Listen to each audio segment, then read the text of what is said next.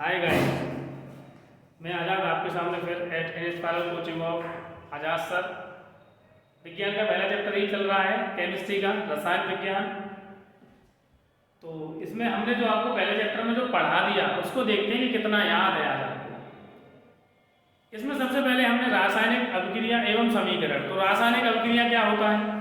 रासायनिक अभिक्रिया आपके परिवर्तन होते हैं, रासायनिक परिवर्तन, और इसको अगर लिख दें तो यही रासायनिक समीकरण हो जाते हैं। तो कई सारे रासायनिक अपने परिवर्तन देखे थे, जैसे कि दूध को घोड़ा छोड़ा, आज तो वायुमंडल में आपने लोहे की वस्तुओं को छोड़ दिया, बेचारी जंग लग गई, उन पर शर्म नहीं आई आप लोगों को, है ना। और उसके बाद आपने किंडवन करा दिया, बताओ, अंगूर से बियर रम बना ली, पियो आराम से शौक से, ठीक है। उसके बाद आपने खाना बनाया और खाया और पचा लिया, फिर सांस ली। तो ये तीनों भी कैसी हैं? रासायनिक परिवर्तन है। कैसे परिवर्तन है? रासायनिक परिवर्तन। तो रासायनिक परिवर्तन में आपका रंग रूप ये सारी चीज़ें अपने आप में बदल जाती हैं, गर्म ऊष्मा निकलती है, बहुत कुछ ऐसे परिवर्तन देखने को मिलते हैं। अगर कोई भी रासायनिक समीकरण अगर आप लिख रहे हो गाइस, तो उसको लिखते समय वो संतुलित होना चाहिए। क्यों? क्योंकि संतुलित इसलिए होना चाहिए क्योंकि द्रव्यमान संरक्षण के नियम के अनुसार के द्रव्यमान को ना तो हम बना सकते हैं और ना ही हम नष्ट कर सकते हैं, बस एक रूप से दूसरे रूप में परिवर्तन कर सकते हैं। आप कहते हो कि मैं नष्ट कर दूंगा, क्या नष्ट कर दोगे? कुछ नहीं नष्ट कर सकते, ठीक है। कोई नहीं बना सकते, कोई चीज़ नष्ट नहीं कर सकते, बस परिवर्तन कर सकते हैं। तो गाइस, इसके बाद आपने रासायनिक अभिक्रियाओं को संतुलित करना लिखना सीख लिया था और इंटेक्स क्वेश्चन आपने कर लिए होंगे, आई होप, मैं आशा करता हूँ। और इसके बाद हमने सीखा इसमें रासायनिक अभिक्रियाओं के प्रकार। सबसे पहला प्रकार था वो था आपका संयोजन अभिक्रिया। क्या था आपका? संयोजन अभिक्रिया, योगात्मक अभिक्रिया, एडिशन रिएक्शन, क्लियर। तो जिसमें आपको बताया था जब दो या दो से अधिक अभिकारक आपस में अभिक्रिया करके, जब दो या दो से अधिक अभिकारक आपस में अभिक्रिया करके एकल उत्पाद का निर्माण करते हैं तो वो संयोजन अभिक्रिया कहलाती है। कौन सी अभिक्रिया कहलाती है? संयोजन अभिक्रिया कहलाती है। इसकी नंबर 1 जो थी वो आपका कलई थी, और कलई की अभिक्रिया आपने किसके साथ कराई थी गाइस? कलई की अभिक्रिया कराई थी आपने पानी में घोल दिया था, इसको घोला था, इसमें घोला था, है नहीं मालूम, तो यहाँ पे बुझा हुआ चूल्हा मिला था गाइस। दूसरी इसकी रिएक्शन क्या थी जो इसमें आपने इसको जोड़ दिया था? तो दूसरी रिएक्शन में किसको जोड़ा था? यही आपको मेमोराइज करना है कि दूसरी रिएक्शन में आपने कोयले का दहन किया था। कोयले का दहन किया था तो यहाँ पे कार्बन डाइऑक्साइड मिली थी, संतुलित आप देखना है। उसके बाद आपने जल बनाया था। क्या बनाया था? जल बनाया था। बैलेंस कर लोगे कि हम ही करें? तो जल बना दिया आपने। ये आपने 3 अभिक्रियाएं आपने इसमें सीखी थी, किसमें? संयोजन में। किसमें सीखी थी? संयोजन में। तो संयोजन अभिक्रिया का एक दहेज निकला था और उस अभिक्रिया को, इसका जो दहेज था वो दहेज था आपका ऊष्मा छेपी, एंडोथर्मिक रिएक्शन, ऊष्मा छेपी, और इसे अंग्रेजी में एक्सोथर्मिक बोलेंगे, एंडोथर्मिक नहीं, एक्सोथर्मिक। एक्सोथर्मिक या आपकी ऊष्मा छेपी वो अभिक्रिया होती हैं, क्लियर, जिन्हें पूर्ण होते समय ऊष्मा उत्सर्जित हो, ऊष्मा निकले। तो किस किस में निकली थी ऊष्मा? तो बता दीजिए। सबसे पहले तो आपने यही बता दिया, पहली कलई वाली। पहली कौन सी बता दी आपने? कलई वाली बता दी पहली, ठीक है ना। पहली कौन सी बता दी आपने? जो कलई में थी, इसमें ऊष्मा भी, जैसा कि, और आपकी प्राकृतिक गैस का दहन जिसे मेथेन मार्स गैस भी कहते हैं, इसमें भी ऊष्मा निकली थी। इसके बाद आपने देखा था कि ग्लूकोज जो आप श्वसन करते हो ये भी आपकी ऊष्मा छेपी अभिक्रिया है, इसमें ऊष्मा निष्कासित होती है। और एक साग सब्जी वाला था। तो ये बेसिकली गाइस आपको याद रखने हैं। उसके बाद जो दूसरी रिएक्शन थी वो कौन सी थी? दूसरी रिएक्शन आपकी थी वियोजन अभिक्रिया, वियोजन, अपघटन या डिकम्पोजिशन, ठीक है ना। तो इसमें एकल पदार्थ आपस में अभिक्रिया करके, एकल पदार्थ आपस में अभिक्रिया करके वियोजित होकर टूट कर या अपघटित होकर दो या दो से अधिक पदार्थ बना रहा था। तो आपको इसमें पता होना चाहिए गाइस कौन तोड़ा था? फेरस सल्फेट तोड़ा था। फेरस सल्फेट का फॉर्मूला बनाना सीखना है। सल्फेट को कितने की जरूरत है? 2 की, और फेरस कितने देगा? 2, FeSO4। क्या होगा? FeSO4। तो इसको जो तोड़ा था वो फेरिक ऑक्साइड, सल्फर डाइऑक्साइड और सल्फर ट्राइऑक्साइड में। उसके बाद आपने जो कैल्शियम कार्बोनेट आपकी दीवार बन गई थी, हमने बताया था, तो कैल्शियम कार्बोनेट से जल आपकी कार्बन डाइऑक्साइड गैस निकल गई, फिर से आपका कैल्शियम ऑक्साइड बचा जो कि बुझा हुआ था, ना कि बिना बुझा हुआ। इस चीज़ का ध्यान रखना है। उसके बाद लेड नाइट्रेट को तोड़ा था तो वो लेड ऑक्साइड में, नाइट्रोजन डाइऑक्साइड और ऑक्सीजन में टूटा था। नेक्स्ट आपने जल को तोड़ा था बिजली से, AgCl और AgBr को सूर्य के प्रकाश से तोड़ा था। तो यहाँ तक हमने सारी रिएक्शन सीख ली थी और यहाँ तक आपको सारी रिएक्शन आपको लिखनी है, नोट करनी है एक बार, ठीक है ना। क्लियर। आगे देखिए तो इस प्रकार अब हम ये देखते हैं कि विस्थापन अभिक्रिया, डिस्प्लेसमेंट रिएक्शन मतलब समझते हैं। जैसे कि हमने संयोजन का समझा, जुड़ना, वियोजन का टूटना।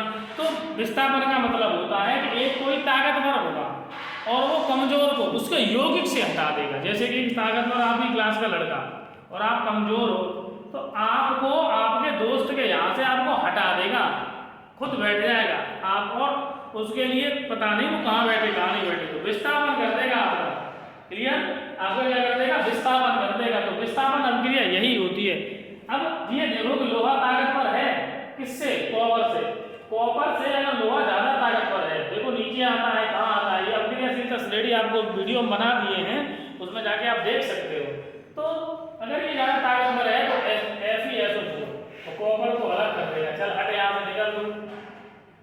इसी तरीके से जिंक ज्यादा ताकतवर तो जिंक ZnSO4, और जिंक को अलग, आपने कॉपर को अलग कर दिया, इसमें से भी कॉपर को अलग कर दिया, ये जलीय अवस्था में। ऐसे लेड ज्यादा ताकतवर है तो PbSO4 और इसने कॉपर को अलग कर दिया। क्या ये रिएक्शन हो पाएगी? कैल्शियम ज्यादा ताकतवर है क्या? बिल्कुल। तो कैल्शियम सल्फेट बन जाएगा CaSO। क्लियर। और यहाँ से मैग्नीशियम इधर हो जाएगा। अगर धोखे से आपका मैग्नीशियम सल्फेट है, वो तो सल्फेट है, मैग्नीशियम सल्फेट है, और आपने रिएक्शन एल्युमिनियम से करा दी तो गाइस नो रिएक्शन, कोई उत्पाद नहीं मिलेगा इसमें। क्या नहीं मिलेगा? कोई उत्पाद नहीं मिलेगा, क्योंकि ये अपने आप में कम ताकतवर है। ताकतवर की जगह आप क्या यूज करोगे? अभिक्रियाशील। तो क्या परिभाषा बनेगी इसकी? डेफिनेशन कि कम क्रियाशील तत्व जो होता है, या फिर जो यहाँ से इससे बाहर पढ़ना चाहिए, ज्यादा क्रियाशील तत्व कम क्रियाशील तत्व को उसके यौगिक से उसे विस्थापित कर देना क्या कहलाता है? विस्थापन अभिक्रिया कहलाता है। क्या कहलाता है? विस्थापन अभिक्रिया। जैसे ये है A और ये है BC, तो यहाँ बनेगी AC और B भाग गए अलग, निकाल दिया उसको, क्योंकि A ज्यादा अभिक्रियाशील है B से। क्लियर। ठीक है ना। देखें तो हमने यहाँ पर आपके सामने लिख लिया कि द्विविस्थापन अभिक्रिया। अब आप सोच रहे हो कि दहेज कहाँ गया? कौन सी अभिक्रिया का? क्या का दहेज? आप माने ही नहीं, आपने अपने शादी की प्लानिंग कर ली, लेंगे तो अब क्या देंगे, हम क्या दिलवाएं आपको दहेज। हालांकि मैंने संयोजन का दहेज आपको दिलाया, क्या दिलाया था? ऊष्माक्षेपी। क्लियर। वियोजन का ऊष्माशोषी आपकी तीसरी अभिक्रिया थी। ये कौन सी? विस्थापन। तो प्रतिस्थापन में जो आपको दहेज का मिले, इसमें अकड़ू है, आया और उसको हटाया, वो फेंक दिया। ज्यादा क्रियाशील तत्व है, कम क्रियाशील तत्व को उसको यौगिक से हटा फेंक दिया बदतमीजी के साथ, तो क्या दहेज मिलेगा? कोई दहेज नहीं है। नेक्स्ट अभिक्रिया देखिए किस प्रकार से आपकी द्विविस्थापन अभिक्रिया है। इसमें तो आपके आयनिक यौगिक है, sodium sulphate Na2SO4, barium chloride BaCl2, ये 2 देगा, Cl की होगा देख लेने की, तो ये आपके 2 आएंगे। सोडियम 1 देगा, सल्फेट को 2 की जरूरत है, तो सोडियम को 2 आना पड़ेगा। अब ये आपस में अपने आयनों का इंटरचेंज करेंगे। जैसे Na इधर Cl के पास जुड़ जाएगा और आपका BaSO4 के साथ आपस में एक दूसरे से और इसे बैलेंस कर दिया हमने। आपस में इन्होंने क्या किया कि तुम वहां बैठ जाओ और हमें यहाँ बैठ जाने दो, तुम उसके पास बैठ जाओ, हम उसके पास बैठ जाते हैं। इस तरीके से इन्होंने अपने आप आपस में क्या किया? अदला बदली की आयनों की। तो ऐसी अभिक्रिया को द्विविस्थापन अभिक्रिया कहते हैं। द्विविस्थापन अभिक्रिया में कोई भी आयनिक यौगिक आपस में एक दूसरे से आयनों की क्या करते हैं? अदला बदली करते हैं। तो इसमें तो दहेज मिलेगा, और इसका दहेज बहुत ही अच्छा है, जिसको कहते हैं अवक्षेपण अभिक्रिया। क्या कहते हैं? अवक्षेपण अभिक्रिया। क्लियर। इसे हम अंग्रेजी में प्रेसिपिटेशन कहते हैं। प्रेसिपिटेशन क्या कहते हैं? प्रेसिपिटेशन। तो इसे प्रेसिपिटेशन कहते हैं। अवक्षेपण अभिक्रिया। तो अवक्षेपण अभिक्रिया क्या होती है? अवक्षेपण अभिक्रिया वो अभिक्रिया होती है जिसमें अवलेय पदार्थ मिले। क्या मिले? अवलेय। अवलेय माने जो घुले ना। तो इसमें आपका जो ये बेरियम सल्फेट है, ये क्या है? अपने आप में आपका अवक्षेपण है। क्या है? अवक्षेपण, अवलेय पदार्थ है। ये आप आसानी से यूं ही निकाल सकते हो उस रिएक्शन में से। तो अवक्षेपण अभिक्रिया का उदाहरण भी यही है। और आपकी क्या है? परिभाषा थोड़ी सी चेंज है कि इसमें क्या मिलना चाहिए आपको? अवक्षेपण पदार्थ मिलना चाहिए। क्या मिलना चाहिए? अवक्षेपण पदार्थ मिलना चाहिए। इसके बाद अगली जो अभिक्रिया है वो है आपकी उपचयन और अपचयन। उपचयन एवं अपचयन ये आपकी और अंतिम बची है। सबसे पहले हमने क्या पढ़ा? संयोजन, संयोजन का दहेज ऊष्माक्षेपी, वियोजन, वियोजन अपघटन, और इसका दहेज क्या था आपका? ऊष्माशोषी। और उसके बाद द्विविस्थापन, तो सॉरी प्रतिस्थापन थी, उसके बाद द्विविस्थापन का दहेज अपक्षेपण। इतनी रासायनिक अभिक्रिया पढ़ चुके हैं। अब आपकी उपचयन और अपचयन, ठीक है ना? तो जो उपचयन अभिक्रिया होती है, उपचयन, इसको ट्रिक से याद करेंगे, और वो है उपो, और इसकी ट्रिक है अपह। इसमें क्या है? हाइड्रोजन का जुड़ना। इसमें क्या है? हाइड्रोजन का जुड़ना। अपचयन वो रासायनिक अभिक्रिया होती है जिस किसी यौगिक में हाइड्रोजन जुड़ जाए या हाइड्रोजन जैसा जुड़ जाए, धनी, क्योंकि हाइड्रोजन धनी है, या फिर ऑक्सीजन निकल जाए या ऑक्सीजन जैसा निकल जाए, मतलब विद्युत ऋणात्मक कोई निकल जाए। इसमें उपचयन में या तो ऑक्सीजन का जुड़ना या ऑक्सीजन जैसे का जुड़ना या हाइड्रोजन का निकलना या हाइड्रोजन जैसे का निकलना। इसका दूसरा एक और नाम होता है जिसे हम ऑक्सीकरण भी कहते हैं। क्या कहते हैं? ऑक्सीकरण। अंग्रेजी में हम इन्हें ऑक्सीडेशन कहते हैं, और इसे हम क्या कहते हैं? रिडक्टेंट कहते हैं। क्या कहते हैं? रिडक्टेंट कहते हैं। क्लियर ना गाइस? तो इसमें जैसे देखते हैं हम किस तरीके से, तो गाइस इसके उदाहरण क्या है? ये कॉपर है, ऑक्सीजन से अभिक्रिया किया और ये क्या बन गया आपका? ऑक्साइड। ऑक्सीजन का जुड़ना, तो अपने आप में ऑक्सीजन का जुड़ना क्या हो गया? इसका कॉपर का क्या हो गया? इसके नाम उपो, उपचयन और ऑक्सीकरण। अब देखिए कॉपर से यहाँ ऑक्सीजन निकल गई तो क्या हो गया? इसका अपचयन। क्या हो गया? अपचयन। हाइड्रोजन में ऑक्सीजन मिल गई तो इसे उपचयन।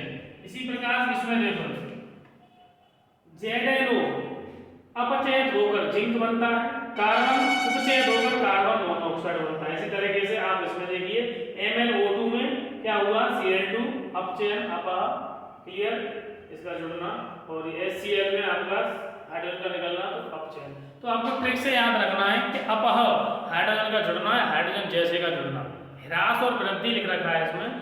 तो इसमें लास्ट जो दो टॉपिक है वो आपके हैं, एक विकृत गंधिका, विकृत गंधिका, और एक संचारण। तो गाइस संचारण आपका करोजन होता है, विकृत गंधिका रेंसिडिटी होती है। विकृत गंधिका जितने भी आपके खाद्य तेलीय पदार्थ होते हैं वो सब खराब हो जाना, उनका नष्ट होना, इस तरीके से वो विकृत गंधिका में आते हैं। और संचारण एक प्रकार का जंग लगना है, और इसे बचाने के लिए यशद लेवल वगैरह बहुत सारी तेल, पेंट, ये सारी गतिविधियां हम अपनाते हैं। संचारण आपका जंग से लगता है आर्द्र वायुमंडल में, ये सब आपने सीखा था। तो ये तो आपके लास्ट टॉपिक है। इसके बाद आपका चैप्टर गाइस फर्स्ट क्लियर होता है। तो इसमें आपको करना क्या है? जितने भी इसमें आंतरिक प्रश्न या सॉल्व प्रश्न हैं या एक्सरसाइज के सारे प्रश्न लगाओगे, जो नहीं आएंगे वो कमेंट सेक्शन में पूछोगे। तो उसके बाद क्या है कि आपको आपने क्या सीखा था, एक एक बिंदु बड़े अच्छे तरीके से सीखना है। गाइस आपका first chapter complete. I hope कोई भी रिएक्शन को लिखते समय आपको कोई परेशानी नहीं होगी। मैं आशा करता हूँ कि आपको चैप्टर बहुत अच्छे से समझ आया होगा, और मैं ये भी आशा करता हूँ कि आपने अपने दोस्तों तक ये चैनल शेयर किया होगा। तो प्लीज़ ज़्यादा से ज़्यादा शेयर करें, लोगों तक बताएं कि कोई भी आपको ऐसे व्यक्ति जो आपको बिना रटाए हुए सारी चीज़ें बताने की कोशिश कर रहा है। तो गाइस चेतावनी है, रखना मना है। मिलते हैं अगले एपिसोड में।